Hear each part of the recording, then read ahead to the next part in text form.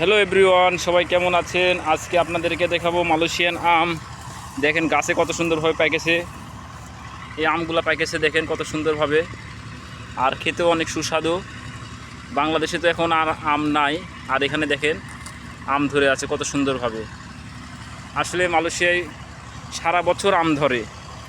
এই যে দেখেন এখানে আম অনেক বড় বড় হয়েছে, পেকে গেছে আম। এই যে দেখেন এখানে আছে 4টে, নিচে আছে 2টে, আবার এদিকে নিচে আছে 2টে, এই সাইডে আছে 3টা। মোট আম 1 2 3 4 5 6 7 8 9 10 11টা আম আছে মোট এই গাছে, ছোটো এই গাছে। আর দেখেন আশ্চর্যজনক কথা হচ্ছে আম শেষের দিকে, আর এদিকে আবার ফুল আসছে আমের গাছে, তো অনেক সুন্দর ফুল আসছে, আবার আম ধরবে।